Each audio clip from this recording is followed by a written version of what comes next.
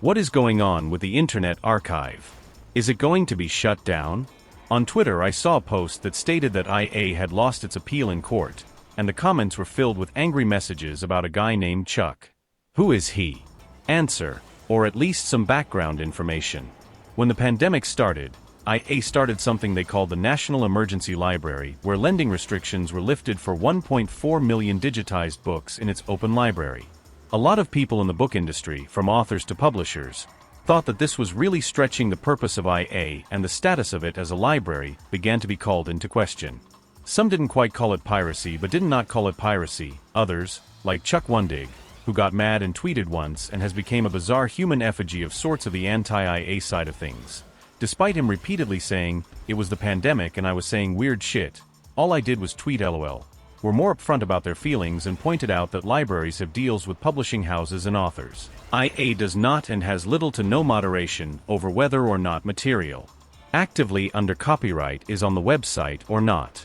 Then came Hachette versus Internet Archive, where a group of publishers put forth a lawsuit, without the input of the authors who were upset, where they claimed the practice of controlled digital lending was illegal, and also argued that even if it wasn't, IA was not doing it, as IA's partner libraries didn't typically withdraw physical copies from shelves. IA argued that they were operating under fair use laws.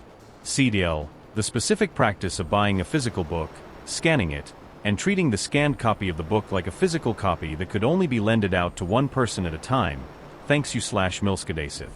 Final judgment came with IA being told that their scanning and lending of physical media did not constitute transformative fair use, and was not valid under copyright law. Here's a section from the source I just linked. The crux of IA's first factor argument is that an organization has the right under fair use to make whatever copies of its print books are necessary to facilitate digital lending of that book, Coeltel writes. But there is no such right, which risks eviscerating the rights of authors and publishers to profit from the creation and dissemination of derivatives of their protected works. IA's wholesale copying and unauthorized lending of digital copies of the publisher's print books does not transform the use of the books, and IA profits from exploiting the copyrighted material without paying the customary price. The first fair use factor strongly favors the publishers.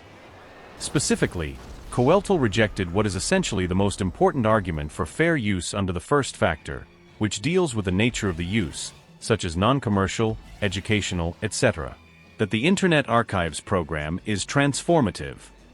There is nothing transformative about IA's copying and unauthorized lending of the works in suit, the judge found. IA does not reproduce the works in suit to provide criticism, commentary, or information about them. IA's ebooks do not add something new, with a further purpose or different character, altering them with new expression, meaning, or message. IA simply scans the works in suit to become ebooks and lends them to users of its website for free. Coeltel also dispatched with what he called the Internet Archive's first sale argument under the guise of fair use, as part of his first factor analysis. In September of last year, IA appealed to the Second Circuit Court of Appeals.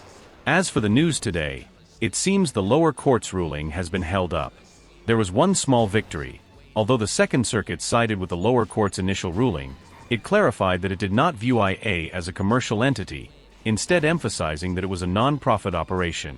Biased, IA made a completely unforced error by doing weird shit at the start of the pandemic and brought themselves under scrutiny for no good reason whatsoever, when they already operate in a dubious gray area of legality. I use IA frequently. There is a tremendous amount of copyrighted material available on it, and I'm not surprised that the bell's tolling for them now when they could have kept cruising along and not causing any issues if not for the NEL. IA is not going anywhere. Some titles will be removed from the website, and that is all. IA has a lot more on it than just ebooks. This is absolutely not a complete summary, and I'm sure has incorrect info in it, but I tried my best.